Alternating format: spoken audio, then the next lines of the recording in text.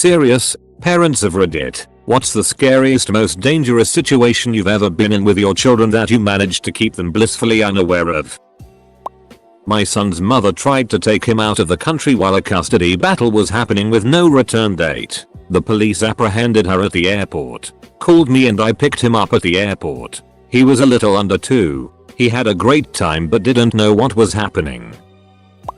Our family was up a mountain logging road when our Jeep got stuck in the snow. My wife decided to jog back down to fetch help while myself and my 6-year-old lumbered down at a slower pace. While going down, I made a game with my son out of counting how many squirrels we could spot. Why did I do that? Because it was the season when hungry bears were waking up and I wanted him to keep his eyes open, but I didn't want to tell him why. We live on a farm and had a cow very appropriately named Mean Cow. My then 2-year-old was helping me finish chores, far away from Mean Cow, when I turned around and saw a 1,700 pounds cow with an attitude problem about 5 feet away from my toddler who was playing with his toy truck and had slipped through the fence. I very calmly told him that he needed to come back right away. I guess I was too calm, because he turned around and swatted Mean Cow on the nose. She walked off like she had no idea what had just happened. My kid turned around to play with his truck and I dragged him through the fence crying. We were driving out to the East Coast, and since it's easier to drive when kids are sleeping, it was a rainy, dark night on a rural Pennsylvania freeway. The highway was divided by a steep hill and dense woods. We were in the left lane, and up ahead, I saw headlights coming toward us. It took a few seconds to register that someone was driving the wrong way on the highway and they were in our lane. I quickly got over to the far right lane. There wasn't time to stop. They passed me safely in the left lane, but my heart was beating so fast I thought I was having a panic attack. I pulled over and called 911, giving the best description I could. Fortunately, there was an officer nearby, and I found out later that they caught him and that he didn't hit anyone. My kid slept through the whole thing, but it took a while for me to calm down. I found a hotel shortly after, and gave up on the night driving for the rest of the trip.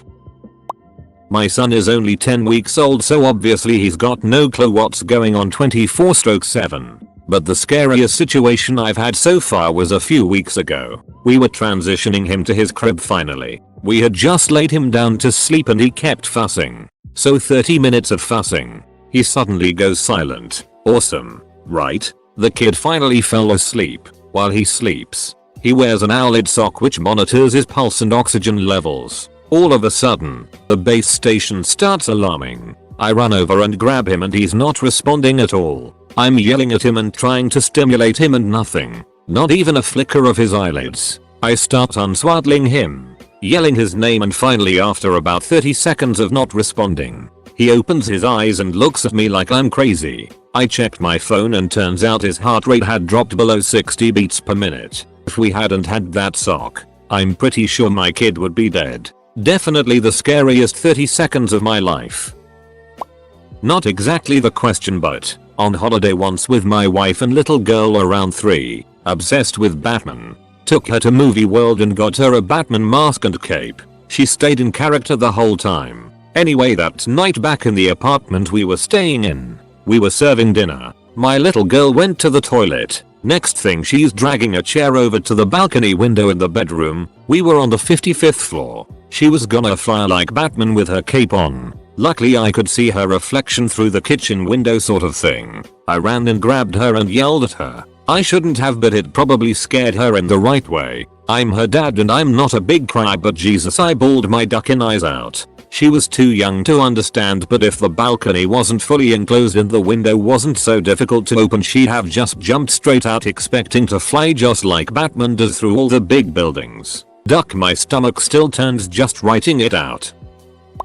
When my daughter was 5, she ran into our glass door. I quickly checked her over and she seemed fine, just a little shock from the noise and glass going everywhere. Then I noticed a large pool of blood forming on the floor, and when I turned her around saw that she had a large, deep hole in the back of her arm. Without changing my demeanor at all, I quickly put my hand on the wound and applied pressure and calmly asked my partner to grab a towel and signaled him to go into the next room and call an ambulance. I then told my daughter that something really exciting was about to happen. An ambulance was coming and she was going to get to ride in it, and if she was really lucky they might put the siren on. We sat on the porch and sang songs and hugged her with the towel, putting pressure on her arm. As soon as the paramedics arrived they realized that she didn't know yet what had happened and played along, playing doctor bandaging her arm, and didn't let on at all that anything was wrong. I'm so grateful the mind is able to protect you from feeling pain from severe injuries. Last year my son was dying from brain tumors. There was literally no hope left of recovery. We didn't tell him. Our finances. My kids have no idea how close we've come to losing our home, vehicles, or not being able to buy food several times throughout the years. They are kids that don't need that stress. The police were having a shootout with a guy high as duck on meth. I told the kids it was fireworks and the police were there to keep everyone safe. We then got out of there faster than a douche bagel. My son was 1.5. I was at a friend's house in their front yard with them and another friend. They had a chain link fence in front of the house. A neighbor came over, and when the friend who was visiting went to walk towards him to see what he wanted, he drew a gun and aimed it at the friend, then at me holding my son. I turned away so my son was behind me while the guy freaked out saying one of us broke into his truck. My son didn't think anything of it, and cops were called. My son was around 3 when this happened. We were pulling up to our complex when I saw a couple standing outside yelling. We got into our condo when I heard her scream. We all ran to the window to see what happened, and the guy was standing over her holding her hair while he was throwing punches at her head. I told my GF to lock the door when I go out and call the cops. I looked at my son and told him they are playing UFC and I am going to play too. Now go to bed. During the scuffle I got hit in the face. Alert. When I came back in, my son looked at me and said, "Wow, next time I wanna play too." Despite getting my ass kicked I had to laugh. I was at a rest stop with my 2 daughters. My son and their dad were in a separate vehicle a few miles behind me, so I was letting the girls stretch and run around while we waited for the boys to catch up. I noticed a guy watching us. He got closer and his hand was down the front of his jeans. I started freaking out but didn't want to alarm the girls. I thought quickly and looked up at the restroom and said loudly, "Oh, there's daddy. He's finally done. Let's go." I even waved at the restroom building and said, "I'm over here, babe." My lie worked. The creep did a 180, and as soon as he was out of my vicinity I ran with the girls to my car and cried until I got to the next exit. I carry pepper spray now. Sitting on the bench at the park, reading Reddit on my phone. Suddenly I hear, from the parking lot behind me, "Get out with your hands up." I turn around to see 4 cops surrounding a car with their guns drawn not 50 feet away from where I sat. I, and all the other parents in the vicinity, slowly stood up and sauntered over to the playground. I took my kid's hand and led him casually over to the far corner of the playground where all the other parents and their kids were. The kids kinda just hung out with us, seemingly unaware. My kid was 4 at the time, while we all silently watched the scene in the parking lot. Luckily the cops took the guy away without incident. I don't know how much real danger we were in, but it was scary at the time. Coincidentally, it was the last time I took my kid to that park. We'd gone nearly every day for 2 years, because we moved to a different, much better area the next week. We were living in a very small cabin in North Carolina and a black bear was trying to get in. My kid was aware but only a little scared since she trusted us to protect her. My ex and I were ready to hoist her up into the loft and make as much noise as possible. Black bears aren't typically aggressive, but climate change has shortened the berry season. My daughter was on fire. I was cooking on the gas stove. My 4-year-old pulled up a step stool to put a bag of popcorn into the over-the-range microwave. The hem of her dress caught fire. I was luckily within arm's reach and grabbed her in a bear hug, smothering out the flames between our 2 bodies. She was fine. Ran out of the kitchen to play. I sat on the floor and cried. I'm in the recovery stage of having a cancer removed at the moment. My son doesn't have a clue what's going on and dad's just tired a lot, and the bandages over the op spots are cuts or grazes from when I've fallen down at the playground or something. Hopefully in a year I'll be back to normal. Probably actually. The surgeries were a success. The doctors tell me, and I don't have to do chemo anymore, so I'm not as lethargic. My parents sat me down when I was 7 to tell me my mom had been diagnosed with ALS. I asked some questions about it that they brushed off. I think I remember her asking if she would die. That must have been hard for them, so that I didn't understand its severity. Thankfully, after more testing, they found out it was a different degenerative problem that was contained just in her hand muscles. Happy to say that 15 years later she's doing just a-okay. We were on a 38 feet sailboat. There was a nasty swell rolling in one direction and the wind blowing 45 degrees to it. Made for some seriously nasty chop. Wife and I were white knuckling, burying the bow, just trying to get across a channel. We didn't dare try to turn around, as we would have been broadside to the big rollers. It wasn't that far to cross but seemed like forever. Kid was passed out the whole time. Didn't even know there was chop when she woke up. Kiddo fell down a flight of very steep 12+ steps at an aircraft museum. Bounced, rolled down, nose bleeding, cuts all over his face, shoulders and arms. Absolutely terrifying. Drove furiously to the nearest hospital. While driving he fell asleep in the back of the car. Cue me crying hysterically. Got to emergency. We were taken in immediately as a high-level trauma. Was there 4 hours under observation. Kiddo was fine. OMG. The sheer relief. No neck issues. No concussion. No head trauma. Kid is basically rubber at his age apparently. That could have gone horrifically wrong.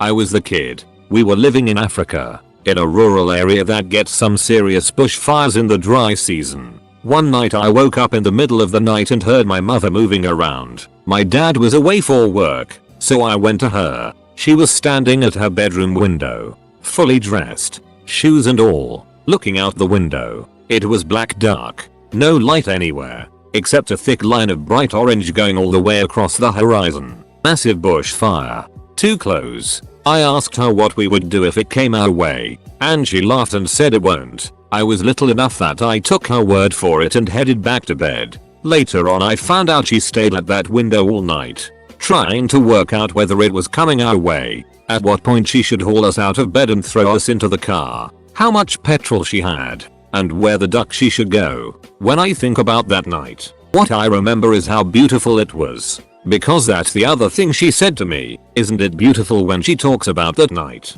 She still looks sick to her stomach. A tree fell on my neighbor's house and the power line, causing the power to go out for a few hours. To distract my toddler from that and the sound of the people working to fix the line, we camped out in the living room and sang pretty much every song I could think of. My son slept through a really bad night during Hurricane Harvey. Even when lightning hit 2 doors down from us, we got into the closet with him a few times because tornadoes were touching down in our area. He was only a few months old, but the stress of it all could have easily upset him. My daughter was 2 when she got a really bad bladder infection. She had no way to tell me what was wrong. All she did was sleep. After a couple of days she was completely unresponsive. I got her to the ER to find she was on the verge of going septic. She is 11 now, and tells me that she has vague memories of being sick, but she has no clue how close it was. My mom still tells this story. My 2 brothers thought it was a good idea to wrap a rope around my middle brother's neck and jump off a tree limb. They were like 7 and 8. Well, he jumped and was choking to death. Well, thank God. A Rastafarian next door saw him hanging and choking. He quickly grabbed a machete and jumped the fence to cut him down and save his life. But all my mom saw when she looked out the window to check on them was her son hanging by his neck and a dreadlock Rasta running towards him with a giant machete. Haha.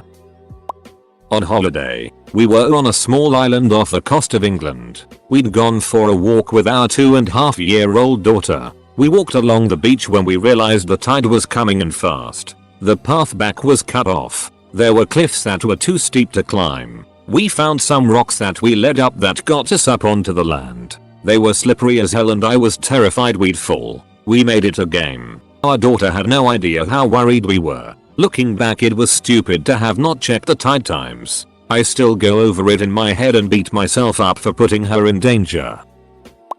One of my twin little brothers, twin 1, when he was about 3 years old. I'm only a year older and mum was tied up dealing with twin 2 who had put the car keys through a hole in the drywall that had been made by the door handle butting against the wall. whilst she was trying to get them out by getting me to put my arm through the tiny hole to grab them. She called my dad inside to help her. He'd been outside working on the roof. Twin 1 used the 15 unsupervised seconds to go outside and climb up the ladder dad had been using and stand on the roof. Both parents went outside to see Twin 1 teetering on the edge of the roof and waving comm voices to stay exactly where he was, managed to keep him up there until dad could race up and grab him. Edit. Whilst parents were saving Twin 1, Twin 2 proceeded to put 2 Weet-Bix in the VCR.